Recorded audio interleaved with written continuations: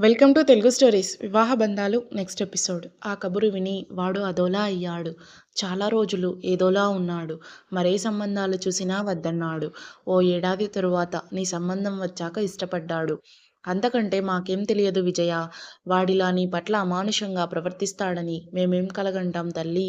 ఉండు, అసలు వాడిని 4 అడుగుతాను. ఇష్టం లేకపోతే మానాలి గాని చేసుకుని ఇలా ప్రవర్తిస్తాడా? వాళ్ళ నాన్నగారితో కూడా చెప్తాను అన్నారు ఆమె కోపంగా. నీకేం లోటని ఈ వెధవేషాలు వేస్తున్నాడు అంటూ ఆవిడ భోంచేసి చెయ్యి కడుక్కొని మామగారి గదిలోకి వెళ్ళారు. ఆ అమ్మాయి ఎవరో, ఎందుకు ఈయన్ని తిరస్కరించిందో అని ఆలోచించాను. లేనింటి పిల్ల, ఆస్తి చదువు అన్నీ ఉన్న వరుణ్ణి తిరస్కరించిందంటే తగిన కారణం ఉండే ఉంటుంది. ఆ అమ్మాయి తిరస్కారంతో ఈయన గారి అహం దెబ్బతిని ఆ కోపం ఇలా తీర్చుకుంటున్నారు కాబోలు. అసలేం జరిగిందో తెలిస్తే బాగుండు అనుకున్నాను. తల్లి తండ్రి గట్టిగా చివాట్లు పెట్టినట్లున్నారు. రాత్రి గదిలోకి వస్తూనే తీక్షణంగా నా వంక చూసి అమ్మతో ఏం చెప్పావు అన్నారు కటువుగా. ఇంట్లో అంతా ఉన్నారన్న భరోసాతో నిబ్బరంగా జరిగినవి మీ అమానుషత్వం, రాక్షసత్వం అన్నాను. దగ్గరికి వచ్చి చెయ్యి గట్టిగా నొక్కి ఎందుకు చెప్పావు కర్కశంగా అన్నారు. విని బుద్ధి చెప్తారని అన్నాను. ఆ చెయ్యి వదలకుండా మెలితిప్పుతూ నీ పొగరు తగ్గలేదన్నమాట అన్నారు క్రూరంగా చూస్తూ. మీ అహంకారం తగ్గేవరకు నా పొగరు తగ్గదు. ముందా చెయ్యి వదలండి. మీరింత అహంభావులనే సుశీల మీ ఆస్తి అంతస్తు అన్నీ తృణప్రాయంగా చూసి మిమ్మల్ని తిరస్కరించింది. మీకు పాఠం నేర్పింది. అయినా ఆడదంటే మీ చులకన భావం పోలేదు. ఆ కోపం ఇతరుల మీద చూపి పగ సాధిస్తున్నట్టు పైశాచికానందం పొందే మీ రాక్షస ప్రకృతి తగ్గే వరకు నా పొగరు తగ్గదు.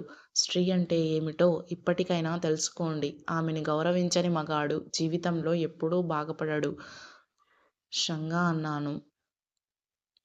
ఆయన మొహం తెల్లగా పాలిపోయింది. అప్రయత్నంగా నా చెయ్యి వదిలి విస్మయంగా చూశారు నా వంక. హూ, ఒకసారి మీ అహంకారం వల్ల సుశీలాని జారవిడుచుకున్నారు. ఇంకా మీ అహం తగ్గకపోతే కట్టుకున్న భార్యని కోల్పోతారు అన్నది గుర్తించితే మీకు కూడా మంచిది గంభీరంగా అన్నాను. ఆయన ఆ షాక్లోంచి తేరుకున్నారు. నన్ను కాదన్నందుకు సుశీలకి పాఠం నేర్పాను. నన్ని బెదిరింపులు ఏమీ చెయ్యలేవని గుర్తుంచు. నా మాట కాదన్న వారిని క్షమించే అలవాటు నాకు లేదు. కసిగా, హేళనగా విషపు నవ్వు నవ్వారు తల పంకిస్తూ. ఇంట్లో అందరూ ఉన్నారనో మరెందుకో గాని అంతకంటే ముందుకు వెళ్ళకుండా వదిలారు నన్ను. మర్నాడు నన్నక్కడ వదిలి ఆయన ఉద్యోగం ఊరు వెళ్ళారు. వెడుతున్నట్టు నాకు చెప్పలేదు. నా సంగతి ఏమిటో చెప్పలేదు. ఆయన వెళ్ళాక ఎక్కడికి వెళ్ళారు ఆయన అడిగాను అత్తగారిని. ఆవిడ తెల్లబోయి నీతో చెప్పలేదా? సెలవు లేదని వెళ్ళాడు. అక్కడ ఎవరినైనా వంటకి కుదిర్చి బియ్యం పప్పులు సామాన్లు కొని వారం రోజులు నిన్ను తీసుకువెడతానన్నాడు. అయినా నీతో చెప్పకపోవడం ఏమిటి? నిన్న ఆయన నేను బాగా చివాట్లు పెట్టాం. ఆ అమ్మాయిని మర్యాదగా చూడకపోతే వాళ్ళ ఇంటికి పంపేస్తాను అని మామగారు కేకలేశారు.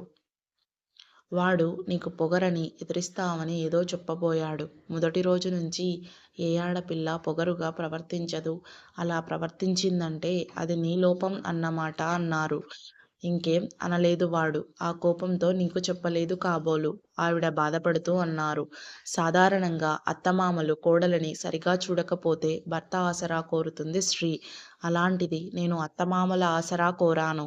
వారి సహృదయతకి మనసులోనే అభినందించాను. నేనొకసారి అమ్మవాళ్ళ ఇంటికి వెళ్ళి సామాన్లు తీసుకొని వస్తానండి అన్నాను. వాడు నీ సామాన్లు అంటే పంపమని రాస్తానన్నాడు. 2-3 రోజులలో వస్తానన్నాడు. నీవీ లోపల వెడితే ఎలా? అక్కడికి వెళ్ళాక వెడ్దువుగానీలే. లేదంటే కోపం వస్తుంది వాడికి అన్నారావిడ. నా మొహంలో నిరాశ చూసి చూడమ్మా విజయ, నీకు తల్లిలాంటి దాన్ని చెప్తున్నాను.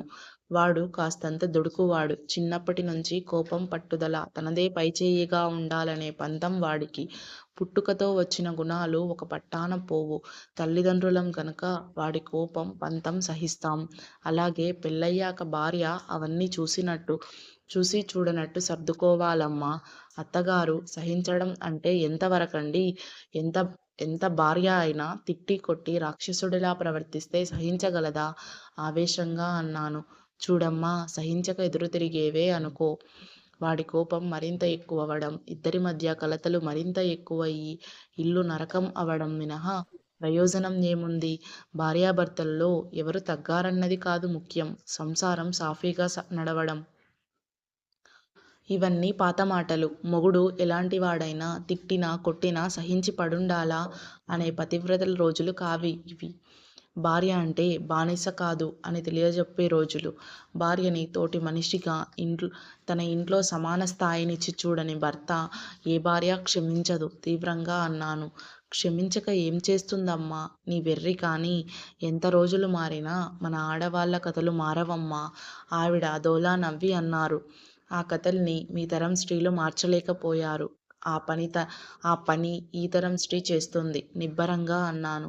ఆవిడ ముందు రోజు సంగతి బెంగుళూరులో నన్ను ఎలా బందీని చేసింది అన్నీ చెప్పి, ఈ స్థితిలో నేనే కాదు ఏ ఆడదైతే మాత్రం సహిస్తుంది.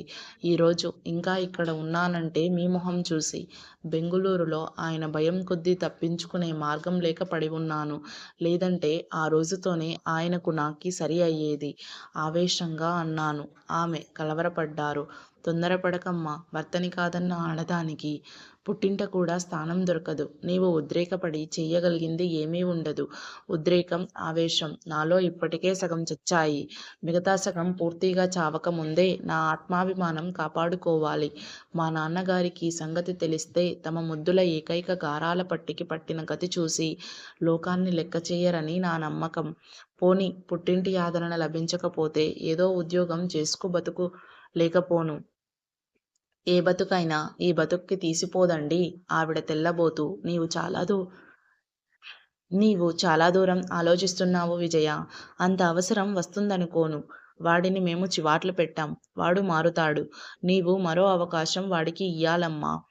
ఊ అంటే ఆ అంటే విడిపోవడానికి ఇది విదేశం కాదమ్మా నచ్చచెప్పసాగారు. హూ, మారితే సంతోషమే. కానీ నాకు ఆ నమ్మకం లేదు. ఆయన మారేలోగా నేను మిగిలి ఉంటానా? శుష్కహాసం చేశాను. ఆవిడ జవాబు ఇవ్వలేనన్నట్టు నిస్సహాయంగా చూశారు. అత్తగారు, ముందే చెప్తున్నాను. రేపు ఏనాడో నేను ఇల్లు వదలవలసి వస్తే నన్ను దూషించకండి. మీరు కన్నతల్లిగా నన్ను అభిమానంతో చూశారు గనుక మీ మాట మన్నించి ఆయనకి ఒక అవకాశం ఇస్తాను. ఆయన మారితే గతం మరిచి క్షమిస్తాను. లేదంటే లోకానికి భయపడి మాత్రం ఆ నరకంలో బ్రతకను.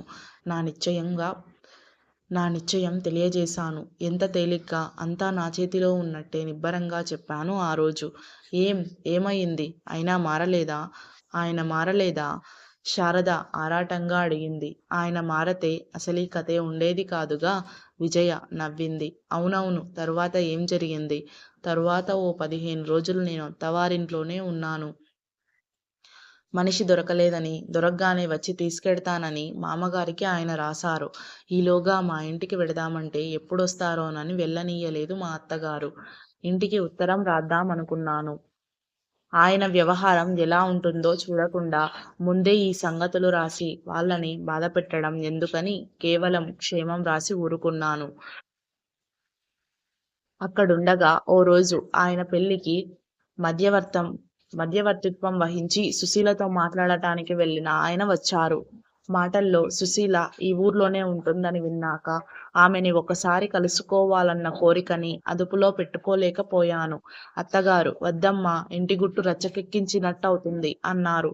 నేనేమీ చెప్పనని, కేవలం ఆమె ఈయన్ని తిరస్కరించిన కారణం తెలుసుకుంటానని ఆవిడని ఒప్పించాను.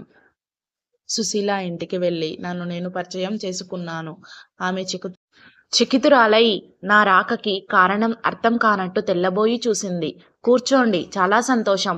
ప్రకాష్ పెళ్లి చేసుకున్నాడన్నమాట నాకు తెలియదు అంది నవ్వుతూ. ఆమెని చూశాక ప్రకాష్ కాదు, ఏ మగవాడన్నా ఆమెని ప్రేమించకుండా ఉండలేని అందం ఆమెది. అన్నీ కలిసిన అంతటి అపురూప సౌందర్యాన్ని చూసి చకితురాలినయ్యాను. ఆమె ముందు అందగత్తెగా పేరు పొందిన నేను వెలవెలబోయాను. అంతటి అందం ఆమెకి ఎక్కడి నుంచి వచ్చిందో, పాలుగారే బుగ్గలు, విసనకర్రలా కనురెప్పలు, అంతంత కళ్ళు, కొనదేరిన ముక్కు, చిన్న నోరు, అతి లేత తమలపాకుల వంటి ఆ చేతులు, అబ్బా! ఏ భాగం చూసినా దేవుడు ప్రత్యేక శ్రద్ధ తీసుకొని శిల్పంలా ఉంది. ఆమె తండ్రి ఏదో ఆఫీసులో గుమస్తాలు. ఇల్లు నిరాడంబరంగా ఉంది. ఇల్లే కాదు, ఆమె కూడా చాలా నిరాడంబరంగా ఉంది. ఆమె అలంకరణలో ఏదో కొట్టొచ్చినట్టు లోపం కనిపించింది. ఆమె నుదుట బొట్టు లేదు. మీరిలా నన్ను వెతుక్కుంటూ రావడం చాలా ఆశ్చర్యంగా ఉంది. నా గురించి మీకెలా తెలుసు? మీ రాకకి ఏదైనా ప్రత్యేక కారణం ఉందా? కాసేపటికి అడిగింది. అసలు సంగతి దాచి లాభం లేదని సూటిగా అడగదలిచింది అడిగాను.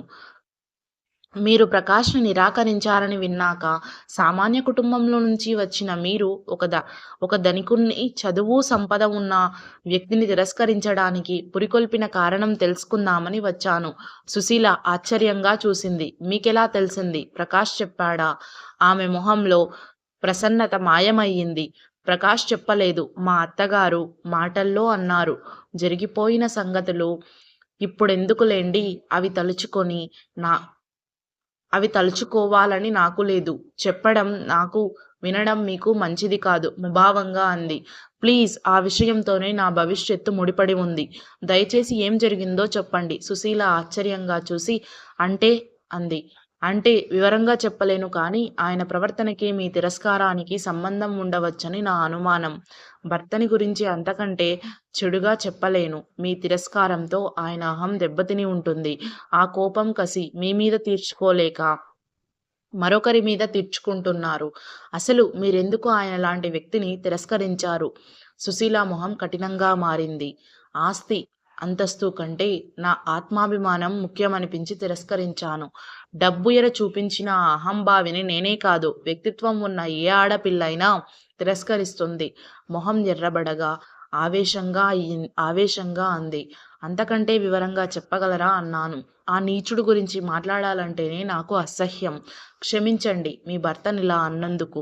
కష్టపెట్టుకోకండి. కానీ అతని నిజస్వరూపం తెలిస్తే మీరు అసహ్యించుకుంటారు. కాలేజీలో నాకు బాగా సీనియర్. నా అందం నా శత్రువు అయింది. ప్రతి మగాడి దృష్టి నా మీదే. రకరకాల పేర్లు ఏడిపించడం, పిల్లి కూతలు, గోడల మీద పేర్లు, అల్లరి ఇవన్నీ నాకు తప్పేవిగావు. ఇలా నన్ను ఆట పట్టించే వాళ్ళందరికీ లీడర్ ప్రకాష్. అతని కుడి భుజం శ్యామ్. డబ్బుంది, అందం ఉంది. ప్రతి ఆడపిల్ల తనంటే పడిచేస్తుందనుకునేవాడు ప్రకాష్. ఆడపిల్లల్ని చులకనగా చూసి ఏడిపించడం, ఏ అమ్మాయన్నా తిరగబడితే ఇక ఆ పిల్ల అవస్థ దేవుడికెరుక. వెధవ ఫోజులు కొడుతూ తిరిగే ప్రకాష్‌ని చూస్తే నాకు వళ్ళు మండేది. దానికి తోడు అతని లేకి బుద్ధులు చూసి మరింత కోపం వచ్చేది. ఎన్ని అన్నా నన్ను కానట్టు విననట్టు దులుపుకొని పోయేదాన్ని. ఒకసారి జుత్తు కత్తిరించాడు వెనక నుంచి. మరోసారి చీర లాగాడు.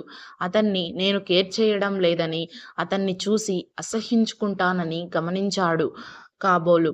ఒకరోజు అతని కుడిభుజం శ్యామ్‌తో నాకు కబురు పంపాడు ఒంటరిగా ఉన్నప్పుడు. మీరంటే ప్రకాష్‌కి చాలా ప్రేమండి. మిమ్మల్ని పెళ్లి చేసుకోవాలనుకుంటున్నాడు అన్నాడు. వెకిలిగా నవ్వి, ఆహా!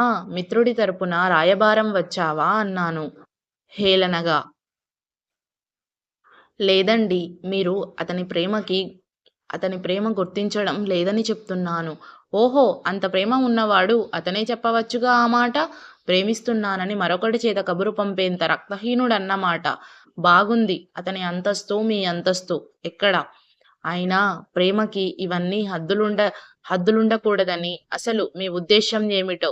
ఆహా! అతనిలాంటి వాడని పెళ్ళాడటం ఏ అమ్మాయికైనా భాగ్యమే అనుకోండి.